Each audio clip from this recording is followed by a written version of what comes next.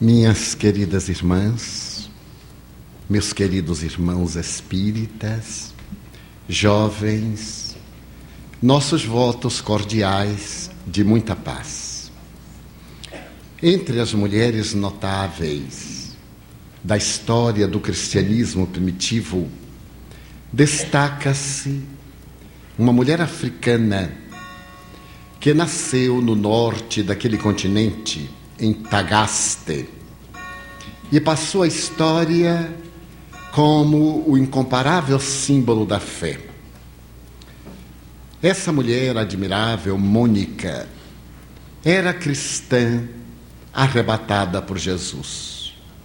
Naquela oportunidade, o cristianismo ardia nas almas, como labareda que crepita, eliminando as impurezas e proporcionando a limpidez de dentro para fora. E Mônica, ao manter contato com Jesus, deixou-se arrebatar.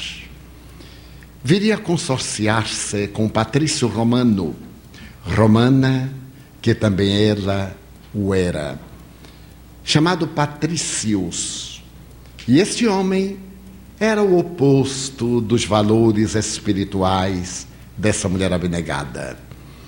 Amante dos deuses, dedicava-se, segundo a história, a uma vida de dissipações. E diante da pulcritude da mulher, ele sempre espezinhava para poder atingir a sua confissão religiosa.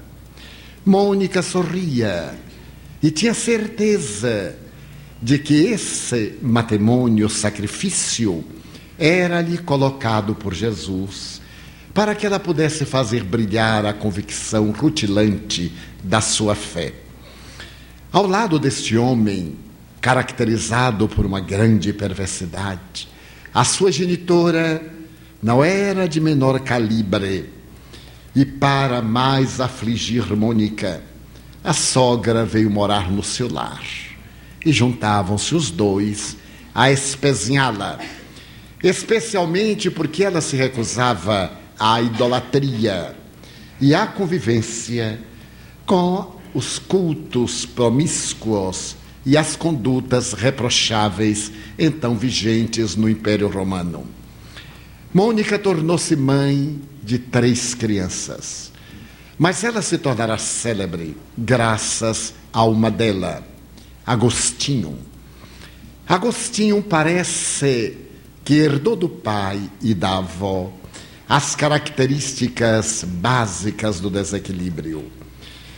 Era uma criança rebelde que se unia ao pai e à avó para espezinhar a mãe, para crucificá-la.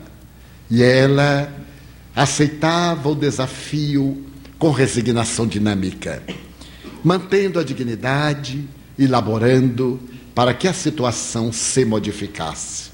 Não se tratava de uma aceitação tácita, de uma postura sem vida. Enfrentava a situação e arrostava as consequências. À medida que os anos se passam, o menino Agostinho, por quem ela mais se afeiçoa, porque ele percebe as tendências perturbadoras e a eleição das questões negativas, Mônica envolve-o na ternura da prece. E começa a orar pelo filho com um devotamento incomparável.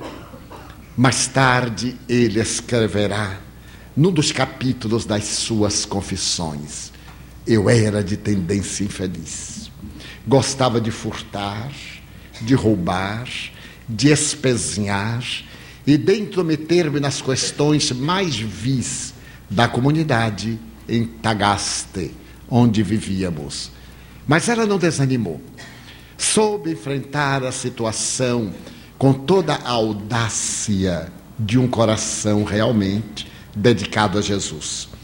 Quando o menino atingiu a adolescência e começou a cercar-se da idade adulta, ele adotou o maniqueísmo, uma doutrina especial, nascida na Babilônia e fundada por um certo Manu ou Manés, que passará também a tradição com o nome de Emmanuel. Era um misto de alguns postulados cristãos e de outras doutrinas vigentes no Oriente. Apesar de ser uma doutrina rigorosa, permitia determinadas licenças morais que facultavam ao jovem Agostinho uma conduta bastante regular. Nesse ínterim, morre Patrícios, e Mônica, viúva com os 3 filhos, acompanha até o momento final a desencarnação da sua sogra, mulher que tanto a havia hostilizado, tornando a sua vida um calvário ao lado do marido igualmente perverso. E nesse momento, o jovem Agostinho revela grandes pendores intelectuais para a retórica, para a oratória, e resolve fazer os seus cursos na Itália, na cidade de Milão. Transferem-se Mônica e a família a Milão, onde Agostinho vai estudar com os mais eminentes mestres da língua latina, especialmente essas 2 doutrinas nas quais se doutora e se celebriza. Logo quando ele se torna um dos grandes mestres da lógica, da retórica e da oratória em Milão, a cidade está sendo visitada por um grande apóstolo do cristianismo. Na sua catedral, a primeira, não a atual, está presente um homem admirável, cuja palavra incendeia os corações. Quando ele fala sobre Jesus, o seu verbo, portador de uma eloquência incomum, faz que ardam nas almas os chamados pecados, as tentações, cedendo lugar à presença das virtudes, aquelas que serão mais tarde denominadas virtudes teologais: a fé, a esperança, a caridade, a humildade, a compaixão, o perdão. E Ambrósio atrai mesmo aqueles que não são cristãos para que o venham escutar nos seus memoráveis sermões. Agostinho permanece com a sua vida vulgar. Ele continua adotando um comportamento bastante vil, amancebado, tornou-se pai. Irresponsável, não cuida do filho, e a mãe prossegue orando. Ela não insta para que ele mude de atitude. Quando as circunstâncias lhe permitem, ela fala-lhe sobre Jesus. E ele, com a habilidade do retórico e com as grandes armas da lógica, procura confundi-la, mas é muito difícil confundir os simples de coração e os puros de sentimento.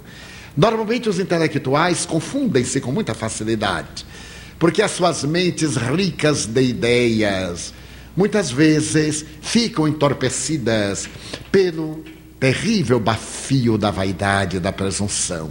Mas os simples de coração, os puros, são autênticos, e por mais que se tentem confundi-los, eles permanecem na sua superior ingenuidade, dando provas da sabedoria daquilo que haviam elegido, a pureza dos sentimentos.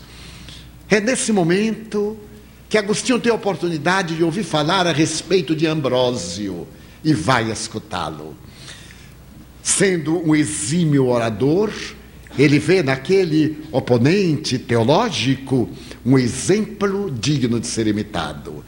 E se deixa tocar pelo verbo flamívono do cristão, que era considerado bispo, e a partir de então mantém contato com ele para poder debater as bases da sua doutrina e as bases propostas por Ambrósio através do cristianismo. Conta-se, sem nenhuma referência histórica, aliás, que certo dia ele estava confuso e teria escutado a voz de um jovem que lhe dizia: vai à catedral e segue aquilo que for apresentado, porque hoje é o teu dia. O jovem Agostinho dirige-se à catedral. À época, as mensagens cristãs eram retiradas de pergaminhos ou de peles de animais e eram ao acaso, entre aspas.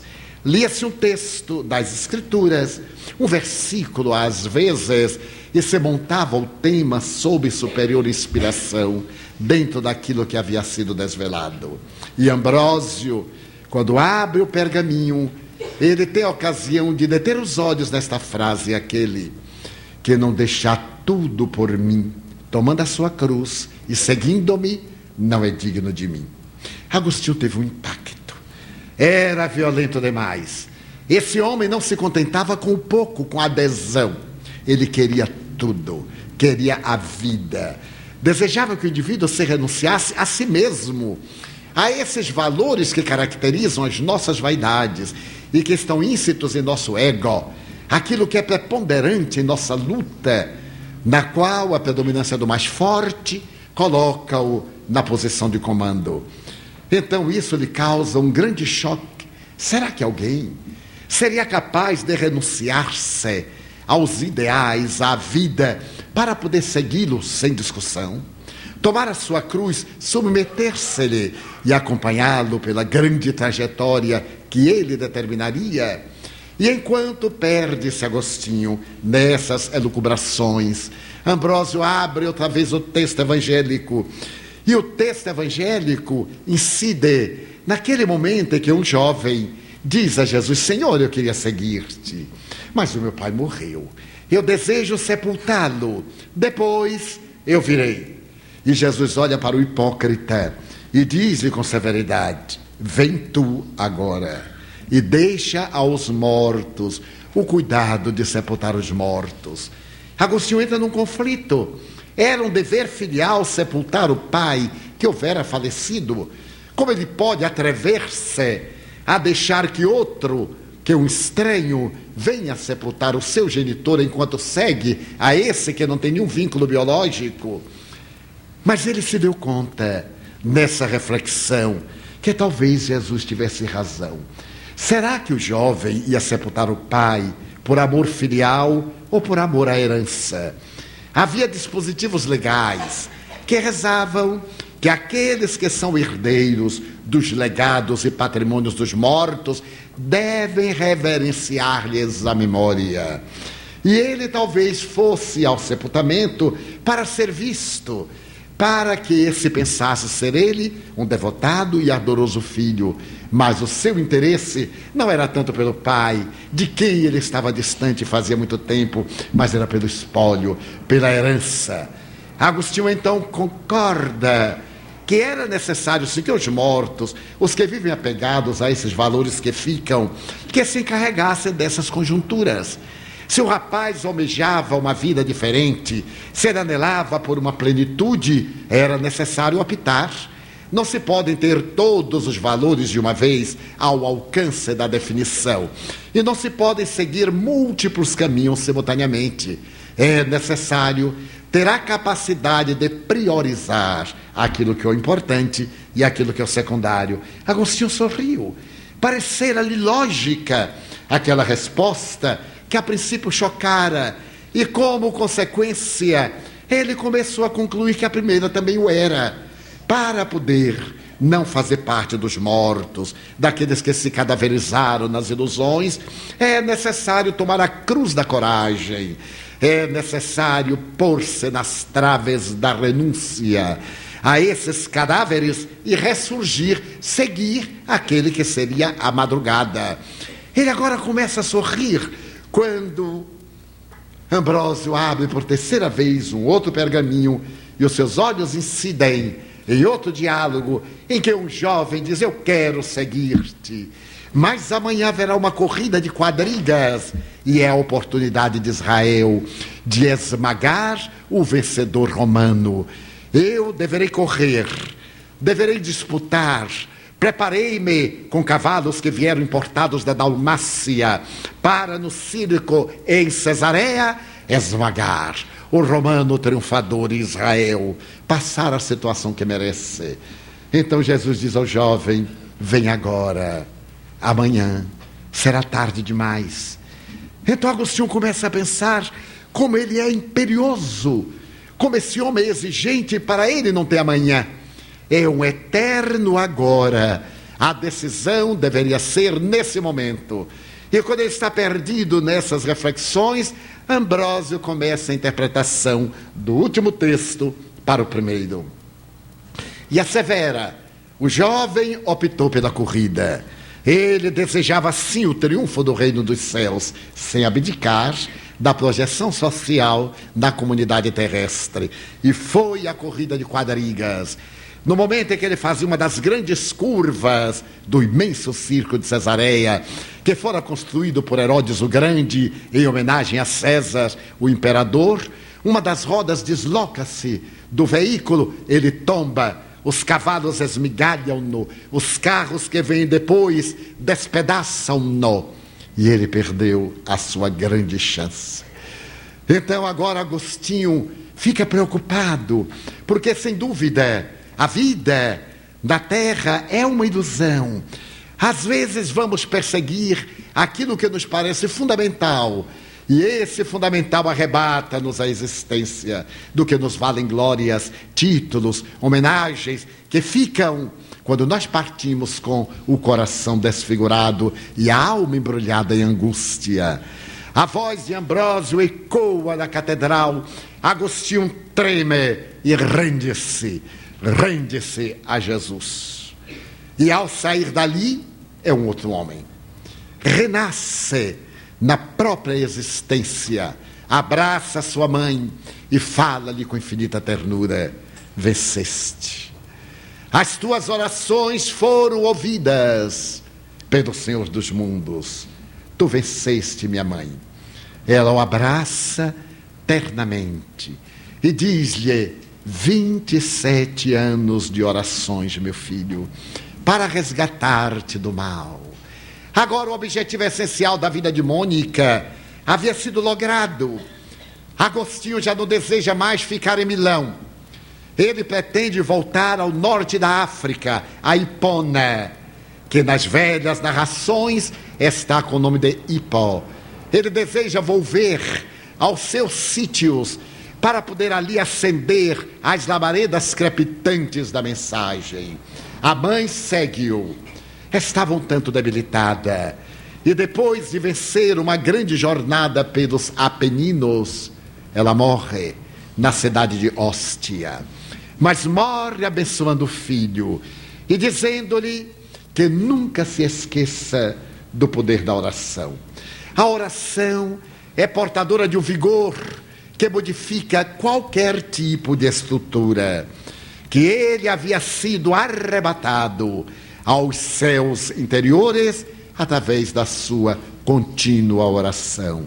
Agostinho volta a Hipó, vai poder estudar a proposta de Jesus, recebe o sacerdócio católico e, como era hábito na época, é nomeado bispo da África, bispo de Hipona. E o primeiro trabalho que ele faz é, na moderna psicanálise, a primeira demonstração de autopsicanálise. Ele faz um exame da sua estrutura comportamental. Ele faz uma análise profunda dos seus erros. Ele autoanalisa-se e escreve o memorável Confissões, uma das obras básicas do cristianismo primitivo, que seja ao indivíduo uma reflexão profunda a respeito dos seus erros e também sobre as ensanchas que tem de encontrar a paz e a plenitude. Todos temos o direito de errar e todos equivocamos-nos, mas nenhum de nós tem o direito de permanecer no erro. O erro é uma experiência que nos ensina como não fazer. É nada mais do que um método pedagógico que nos vai levar ao acerto. Todo e qualquer empreendimento é feito através dessa proposta metodológica da pedagogia. O erro e o acerto, a queda e o soerguimento, até que se fixam no indivíduo aqueles valores considerados eticamente corretos. Agostinho teve essa coragem. Ele percebe que o sexo era um espinho na sua carne, como também o fora da carne do apóstolo Paulo, que procurara resistir com todo vigor. Ele, um homem vígil, másculo, que procurou canalizar todas as suas forças para o ideal da mensagem que o abrasava, não podia deixar de ser uma criatura humana. E normalmente ele era atraído pelo instinto de procriação e reagia através da força lógica do trabalho, exaurindo todas as energias no sacrifício para poder preservar-se e trabalhar muito mais pelo apostolado de Jesus. Agostinho, então, de tal forma, procura vigiar o sexo, que a partir daí teve o máximo de cuidado para nunca mais ficar a sós com uma mulher, que seria a melhor maneira de vencer os seus impulsos. Ele não sabia até quando as suas resistências poderiam manter-se em equilíbrio. Depois de uma vida de dissoluções, de uma vida de hábitos, era muito mais difícil de reabilitar-se e atribuir-se novos costumes do que se desde cedo ele tivesse vivido em uma disciplina de abstinência. Então, a partir desse momento, nas suas confissões, que são de uma beleza incomparável, ele exalta Jesus, a força de Jesus, e prossegue escrevendo mais tarde a célebre Cidade de Deus em 30 volumes, e torna-se o maior pensador do cristianismo primitivo, graças às orações de sua mãe, a devotada Mônica. Iniciamos o nosso encontro desta noite com a exaltação da oração, porque Allan Kardec, em O Livro dos Espíritos, na questão 658, quando se refere à lei de adoração, interroga qual é a finalidade precípua da oração. E as entidades venerandas que nos trazem a codificação asseveram que a oração tem por finalidade essencial adorar a Deus. Orar é abrir a alma para poder entrar em sintonia com Deus. Mas logo depois, na 659 e nas seguintes, os espíritos asseveram que a oração deve ser colocada sob 3 aspectos. Primeiro, como um ato de louvor. Depois, como oportunidade de solicitação. E, por fim, de gratulação. Louvar, pedir e agradecer. São as 3 etapas da oração na visão da doutrina espírita. Normalmente recordamos-nos da oração para pedir e realizamos o nosso petitório de uma maneira mesquinha, como se a divindade necessitasse de bajulação, e nos utilizamos de adjetivos qualificativos para exornar a divindade dos nossos títulos honoríficos, como se não bastassem. Pai, Senhor, Jesus contentava-se em dizer com simplicidade: meu Pai, aquele que me enviou, o homem, naturalmente numa designação transcendental. E nós outros, muitas vezes, no hábito que temos da bajulação, para poder ocultar os nossos sentimentos malsãos, procuramos artifícios para apresentar-nos como não somos, mas de maneira que impressionemos. Então a oração tem por finalidade permitir que abramos a alma e nos entreguemos a Deus. Entreguemo-nos em totalidade de confiança, para que Ele faça a nosso benefício não exatamente o que pedimos, mas o que é de melhor para nós. Os espíritos com sabedoria orientam Allan Kardec que a oração não tem como mudar a linha do nosso destino, mudar os efeitos daquelas causas que nós produzimos antes.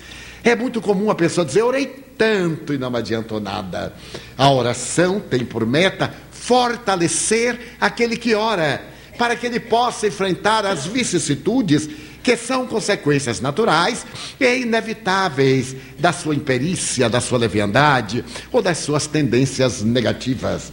Não exatamente para que, através desse mecanismo, ele possa evadir-se à responsabilidade dos efeitos daqueles atos danosos de que ele se fez instrumento.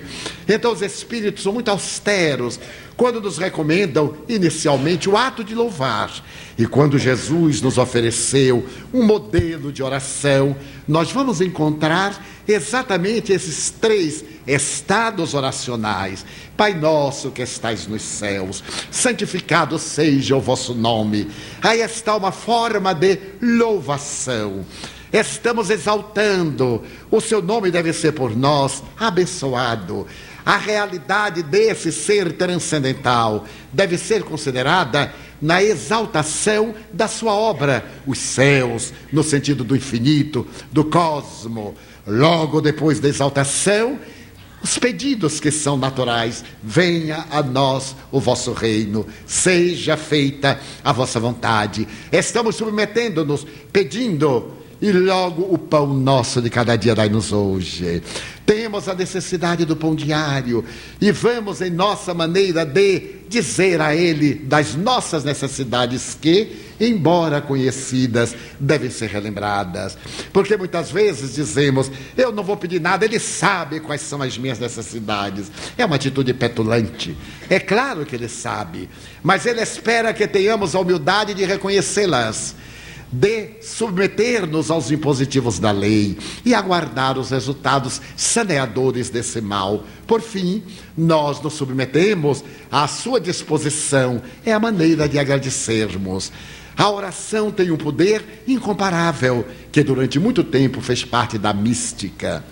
Durante um período da humanidade, particularmente depois da segunda metade do século XIX, quando a ciência começa a montar os gloriosos laboratórios, quando a filosofia tresvaira e a religião debilitada deperece, a palavra oração tinha um sentido quase pejorativo. O indivíduo que orava demonstrava ser uma pessoa sem as forças morais para resistir aos impactos.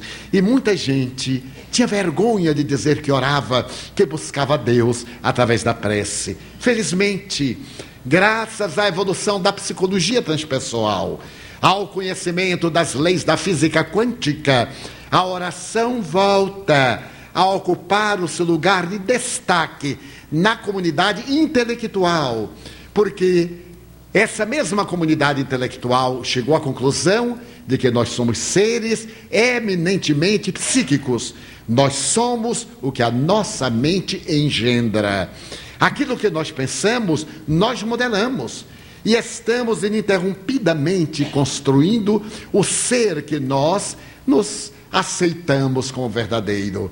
Então a moderna fisiologia, a neuropsiquiatria, as doutrinas da cerebrologia são unânimes.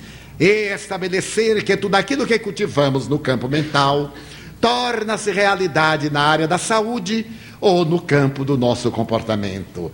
Qualquer tentativa de mudança em nossa existência deve começar em nosso pensamento. O primeiro ato é a mudança mental, a mudança de hábitos de pensamentos. Pessoas há que me dizem: toda vez quando eu vou orar, eu adormeço. E muitas vezes, para poder driblar a insônia, eu permito-me as fantasias eróticas e fico com a minha mente enriquecida de fantasias e adormeço sorrindo, porque aquilo me apraz. Eu digo: vai diretamente para o umbral, para continuar nas suas elucubrações, agora não mais mentais, senão nos intercursos da banalidade e da perversão. O indivíduo não tendo o hábito de orar, é claro que toda vez quando ele tenta fazê-lo, ele entra num torpor, como em qualquer uma atividade de natureza a mais variada. A ausência do hábito saudável leva o indivíduo a um estado de entorpecimento. Toda vez que nós desejamos mudar um hábito arraigado, teremos que preservar a nossa instância mental e repeti-lo até criar um novo condicionamento. Então esse novo condicionamento transforma-se em uma segunda natureza. O que levou a lógica a dizer que os hábitos são a nossa segunda natureza. Todos temos hábitos. Quem os não tem saudáveis, tem-nos desequilibrados. Porque os hábitos são as necessidades do nosso comportamento. E o hábito de orar é um deles. Outras pessoas me dizem, mas eu me deito tão cansado que não tenho tempo de orar. Por que nós deveríamos orar apenas quando nos vamos deitar? E estamos exaustos. Por que não fazer da nossa vida um ato de oração? Porque a oração não é a repetição de palavras vulgares, como respondem os espíritos nessa questão apresentada na lei de adoração. Não serão as palavras ditas pelo indivíduo que valem, a intenção, referem-se os espíritos. E como a intenção é mental, é interior, não necessita muitas vezes de revestimentos verbais. Se nós mantivermos intenções saudáveis, se pensarmos hoje no trânsito, eu vou ser o mais tranquilo possível, está orando. Se passar um capitão de navio que agora está no carro e se tornou proprietário da avenida e nos dá uma boa fechada, ao invés de nós irmos lutando com ele, dizemos assim, vá com Deus, que um poste lhe espere ali adiante. É uma oração. Só que Deus não vai colocar o poste na frente dele. Mas que a gente gostaria só para dizer, viu, que não adianta essa pressa. Então é necessário que a nossa mente esteja em vigília, que nós nos harmonizemos. Chama-me muito a atenção como indivíduos religiosos são tão inarmônicos. Estão sempre ansiosos, desesperados, inquietos. E, no entanto, nas horas da oração, fecham os olhos e dormem.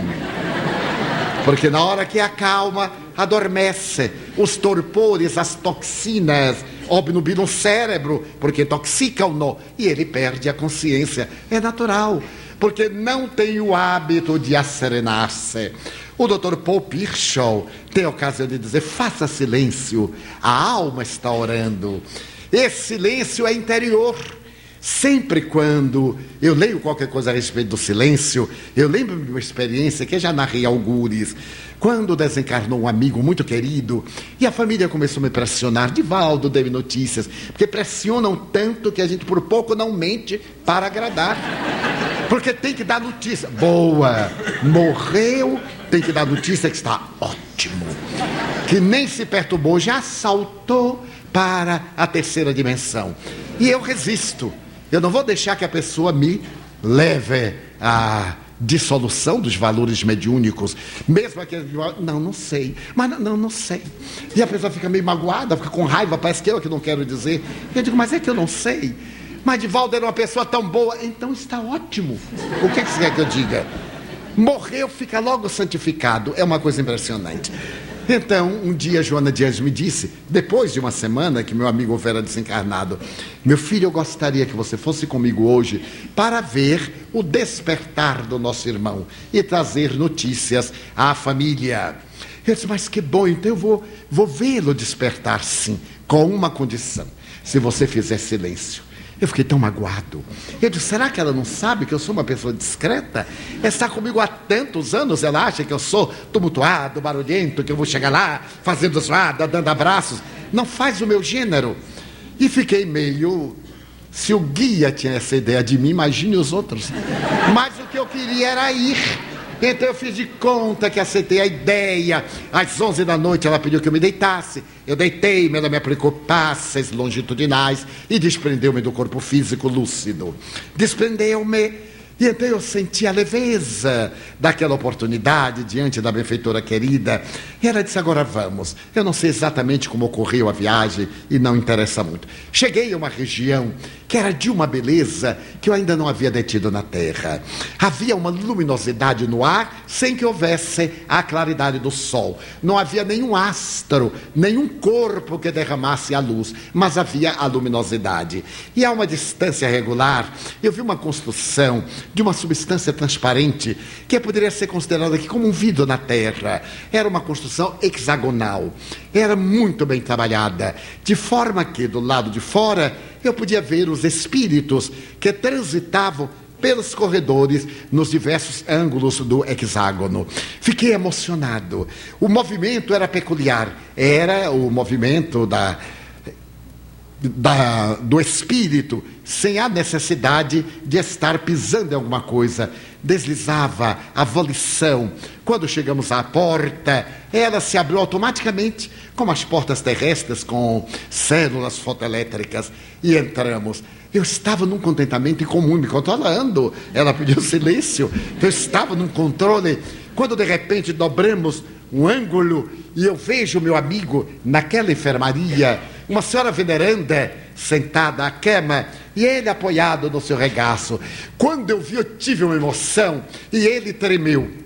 E Joana me disse: silêncio mental. Eu havia disparado um dardo, a emoção, e ele recebeu meu dardo.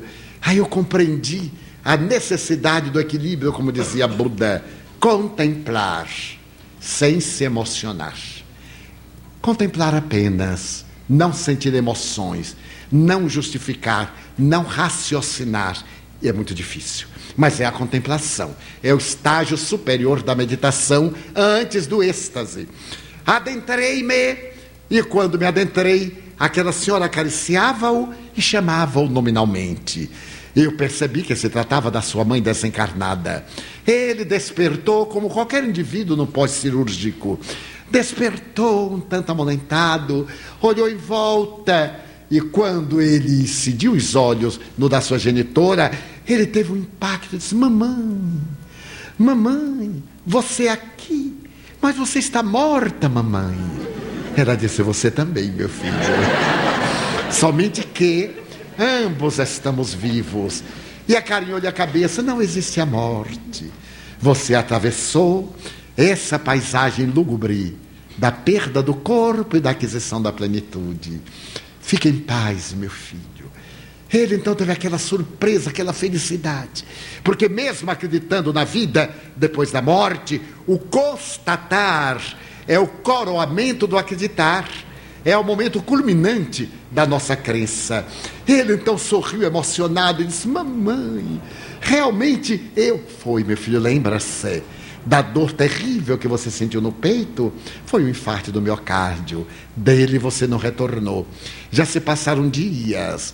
Você veio trazido para dormir, enquanto o corpo era portador da libertação dos fluidos mais vinculados ao seu perispírito. Agora que você não tem mais nenhuma ligação com a matéria em decomposição, você desperta no grande lar. Ele sorria e chorava. Então ele olhou em volta e me viu. Olhou e disse: Divaldo, você também já morreu. E eu lhe disse: ainda não. Adorei o ainda. Ainda não. Você está aqui, eu digo, em corpo espiritual. E ele perguntou: e minha mulher? E meus filhos? E começou a chorar.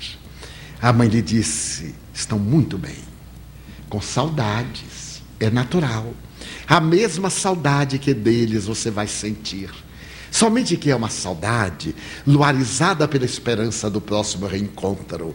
É uma questão de mais ou de menos dias, quando eu levarei para visitá-los, meu filho. O nosso Divaldo vai retornar e vai dar notícias que você está muito bem, com as aflições naturais de um despertamento, caminhando para a saúde integral. Então, fique em muita paz, durma um pouco mais, refaça as suas energias, acalme-se. E ele novamente entrou no letargo pelo sono espiritual. Então eu voltei muito lúcido e dei notícias à família. Então o silêncio não é apenas a falta de expressões verbais. As pessoas estão caladas e está um tumulto dentro, um vozerio na cabeça, uma agitação, pensando quantas coisas de vez. É necessário aprendermos a fazer silêncio, a disciplinar a mente, uma ideia após a outra. Em face de nosso pensamento ser polivalente, conseguimos pensar coisas múltiplas praticamente de uma vez, é necessário criarmos o hábito do direcionamento mental em uma frase. Eis porque o exercício de reflexionar em torno de textos do Evangelho é muito saudável. Hoje a literatura mediúnica oferece-nos livros para meditação que são repositórios de luz. Uma frase, nós elegemos aquela frase pela manhã e durante o dia ficamos pensando nela, registramos, voltamos, retornamos, vamos tirando dali os efeitos naturais do cotidiano e a nossa mente vai ficando disciplinada para no momento da oração estarmos em silêncio e podermos conversar com Deus. Conta o notável médico francês Alex Carrel, em uma obra memorável dos anos 40, Os Milagres de Lourdes, quando ele teve a oportunidade de adotar com Le Conte de Nuit o cristianismo como doutrinas básicas, porque naquela época a Gruta de Lourdes ou Gruta de Massabielle atraía, como hoje possivelmente, milhares de pessoas, de peregrinos de todo o mundo, e saía habitualmente de Paris trens levando os casos mais terríveis das enfermidades degenerativas, aquelas consideradas incuráveis. E um dia, Alex Carrel resolve acompanhar esse trem que se dirige a Lourdes e vai escolher os pacientes que ele naturalmente terá a oportunidade de controlar para ver se trata de uma farsa, se aquilo não seria uma sugestão coletiva, enfim, para ver se de fato havia o decantado milagre, a mudança de um estado deplorável de saúde para o equilíbrio das forças orgânicas. E ele registra 3 ou 4 casos que acompanha. Um deles é de uma jovem tuberculosa bilateral. A viagem penosa, a época, aquelas locomotivas terríveis, os trens sem conforto, as classes superlotadas e aquela tuberculosa com frequentes crises de hemoptise. Ele teve a ocasião de tomar-lhe o pulso, de examinar a temperatura e momentos houve que ela chegou a ter 40 graus de febre. No dia seguinte pela manhã, ela estava debilitada, quase sem forças. E ao chegar em Lourdes, fascinou o espetáculo daqueles que transportavam os doentes até a Gruta de Massabielle, uma grande área hoje, onde está uma imensa catedral, e ali está Bernadotte Soubirous, a jovem que teria visto Maria de joelhos diante da estátua denominada Nossa Senhora de Lourdes. Aquelas pessoas que carregavam os doentes eram antigos pacientes que se curaram. E em forma de retribuição, eles tornaram-se padioleiros dos enfermos que chegavam. E o médico pede que a jovem seja levada com alguma urgência e vai ao lado dela. Ela está quase que na agonia. Vai levada e colocam-na naqueles lugares reservados aos pacientes mais graves, paralíticos em cadeiras de roda, pessoas conduzidas em macas especiais, e ela também. E o médico fica olhando-a. Começa o ministério da missa, o culto da religião predominante. E ele fica olhando para ela e percebe que ela abre os olhos e fixa-os na gruta. E então ele percebe o movimento dos lábios de uma pessoa que está orando. Aquela palidez que era típica da tuberculose, subitamente foi dominada por um rubor. No momento em que o sacerdote falava sobre o Kyrie eleison, e então ela entra numa espécie de êxtase, tosse um pouco mais e continua orando. Ela não está mais em contato com nada, senão os olhos fixos naquela gruta e a alma totalmente vinculada ao desejo da recuperação. Ele está fixando-a, detida, demoradamente, e vai percebendo todas as nuances das emoções refletidas na face descarnada daquela paciente. No momento em que termina a missa, ele dobra-se e toma-lhe o pulso. Estava perfeitamente normal. A temperatura estava totalmente normal. Ele agora vai tomar de espanto. Toma do estetoscópio, pede que ela se erga, ela levanta-se e ele começa a auscultá-la. a auscultar as áreas pulmonares onde estavam as célebres cavernas do bacilo de Koch. E os pulmões estão absolutamente refeitos. Ele não pode acreditar. Ele havia examinado aquela jovem um pouco antes, quando ela viera de Paris. Agora ela consegue falar com tranquilidade, mover-se. E ele pergunta-lhe: o que era que você estava fazendo quando olhava para a gruta? E ela disse: orando.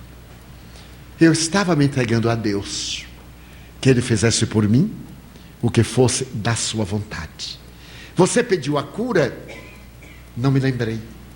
Eu pedi que Ele fizesse de mim o que fosse de melhor para mim mesmo.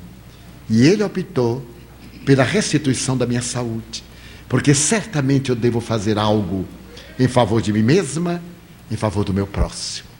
Ela havia orado, e a prece havia sido o mecanismo que lhe restituíra a renovação orgânica. Milagre, bradam os teólogos. Impossível, dizem os cépticos. Perfeitamente normal, assevera a ciência moderna. A ciência assevera que nós temos uma energia vital. Essa energia que o Dr. Pichot chama a quinta força, porque além da gravidade, do eletromagnetismo, da força quântica forte, da força quântica fraca, que rege o universo, há essa energia que foi detectada desde muito antes nas civilizações antigas e recomposta por Paracelso.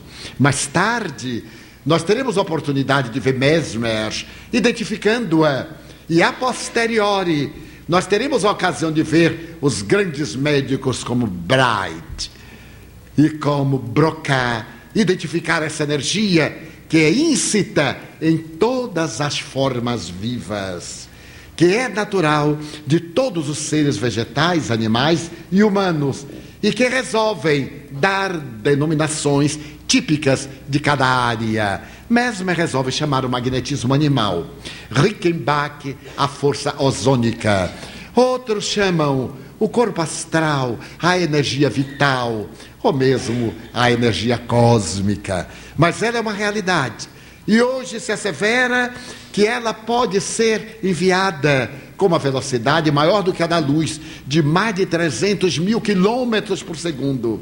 E as experiências de laboratório demonstram-lhe a realidade, qual ocorreu com a parapsicóloga doutora Luísa Raine, a esposa do pai da parapsicologia.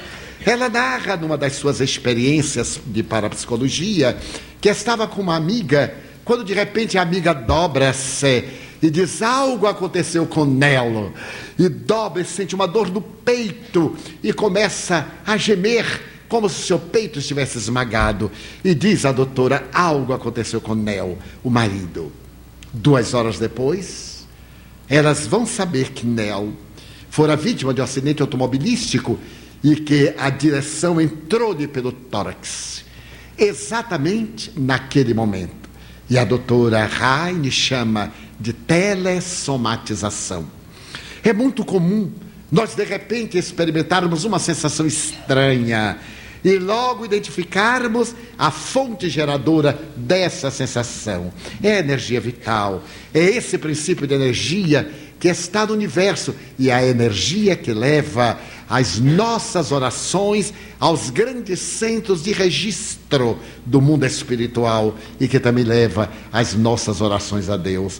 Então, se nós conseguirmos orar, nós iremos encontrar o segundo ponto para a realização planificadora da nossa vida: o amor, porque através da oração nós nos dulcificamos e passamos a experimentar e vivenciar o sentimento do amor, porque nos desarmamos. Nós armamos-nos mais do que amamos, e é necessário que nos desarmemos através do amor. Há na literatura clássica, na obra de Don Quixote, um momento culminante, quando esse homem, elaborado pelo pensamento grandioso de Cervantes, apaixona-se por uma prostituta. No seu delírio, na sua luta contra os cavaleiros que ele encontra nas pás do moinho, ele termina por encontrar uma meretriz. E como estava naquele delírio, ele apaixona-se e nela vê o protótipo da mulher virtuosa. Aquela mulher encantadora, bela, que eu não era. Mas no delírio, ele tem essa visão de algo que acalentou em toda a vida e agora projeta nessa mulher. Procura encantá-la, enobrece-a, dignifica com palavras que ela não estava acostumada a ouvir. E quando ele está morrendo, Dom Quixote pede para que ela venha ter com ele. E quando ela chega, ele chama de Dulcinea. E fala que Dulcinea é a virgem mais casta de toda a Espanha. É a mulher ideal, a mulher nobre. Então ele fala-lhe com imensa ternura e diz-lhe que espera que ela lhe seja fiel na memória. Pede-lhe para que ela preserve aquele momento para sempre na sua vida. E morre. Então os psicólogos chamam efeito Dulcinea. Ela mudou de vida. Porque aquele amor que lhe foi dado, aquela emulação, sem nenhuma censura, aquele devotamento fez que o seu mundo interno elaborasse campos vibratórios saudáveis que lhe modificou os hábitos doentios. E a partir de então, ela torna-se a Dulcinea de Dom Quixote. Não será mais ou menos isso que aconteceu com a mulher equivocada de Magdala? Ela estava acostumada ao comércio servil da carne, a vender ilusões, quando encontra um homem incomparável que não lhe pede nada, que sorri para ela e diz-lhe: Maria, ama. Mas a quem? Aos teus filhos. Filhos, não os tenho nenhuns. Então, Maria, ama aos filhos que não têm mães e às mães que não têm filhos. Ele oferece-lhe esse legado incomparável. E aquela mulher que era objeto de escárnio e da sensualidade erótica transforma-se, e de tal forma se transforma que se torna, no meu ponto de vista, o maior exemplo de cristificação da Boa Nova. Ela se torna tão grande que Jesus a ela aparece para demonstrar que ele não veio para os sãos, também para os sãos, mas principalmente para os enfermos, para que estes reencontrassem a saúde. Ele poderia ter aparecido a sua mãe, aparecido a João, a quem tanto amava, aparecido a Pedro, mas ele elege aquela que realizou a revolução mais difícil a da transformação moral, aquela que saiu das cinzas, da lama, nas quais se atirara para poder ser a mensageira da Boa Nova. Então estamos num contexto muito difícil, que é o contexto da atualidade. E as propostas modernas da psicoterapia levam-nos a fazer uma viagem a essa questão abordada por Allan Kardec e presente em todas as religiões, o hábito da oração. O apóstolo Paulo tem a ocasião de dizer: orar sempre e incessantemente, procurar abrir a alma para poder sintonizar com as fontes generosas da vida, criarmos o hábito de orar não só para pedir, para mudar o nosso destino, para conseguir as coisas que fazem parte do cotidiano, mas sobretudo orar para nos apaziguarmos, orar para encontrar o nosso Deus interno, orar para ser profundamente feliz. No momento quando a nossa mente silencia das torpezas morais, a partir do instante em que nós procuremos a quietude com Deus e estabeleçamos o vínculo de amor com a divindade, a nossa vida será um ato de oração. Então, os tormentos de fora não nos perturbarão. O vozerio e o clamor das perturbações em volta não lograrão atingir-nos. Chegamos a um momento de desaires e de angústias por imprevidência. Nada obstante, saibamos das recomendações do Mestre, ainda preferimos o tumulto. Há uma necessidade imperiosa, meus filhos, de nos aquietarmos para que o Senhor possa falar no ádito dos nossos corações aquilo que pode servir-nos de diretriz para a segurança pessoal. Torna-se-nos indispensável a perfeita identificação com o Pai através da oração. Alguém tornou-se adversário infeliz da nossa existência. Oremos por ele, porque perdeu a direção de si mesmo. A calúnia foi atirada à nossa frente para embaraçar os nossos pés. Oremos, suplicando ao Senhor da vida que ilumine o caluniador e dê-nos resistência para superar a circunstância desagradável. A traição cavou um abismo e nos empurra com o sorriso dos indiferentes. Oremos ainda aí em favor do companheiro equivocado, suplicando forças para não tombarmos na sua cilada. Orar é abrir a alma para Deus, esvaziando-a das paixões, dos limites, das fixações negativas, para que Deus preencha esse espaço com plenitude. Vós fostes honrados com a dádiva do conhecimento espírita. Vós dialogais com aqueles que vos precederam na viagem de volta à grande família. Vós sabeis que não cai uma folha da árvore ou um fio de cabelo das vossas cabeças que não seja pela vontade do Pai, graças às suas leis. Tende coragem. O infortúnio é um acidente de percurso em vossa viagem de evolução.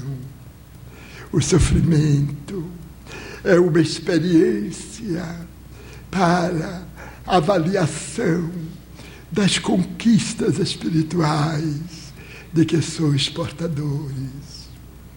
A carência afetiva, a solidão, constitui o resgate imperioso do mau uso da afetividade que foi conspurcada.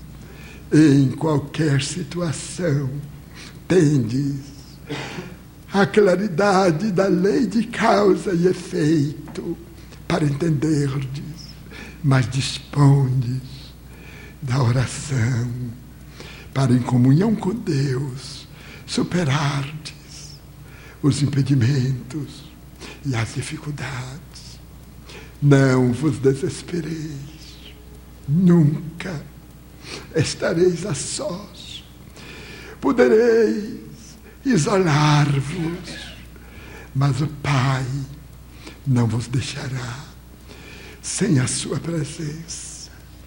Podereis fugir do suave convívio, mas Ele, através das imarcessíveis leis, espera-vos um pouco adiante.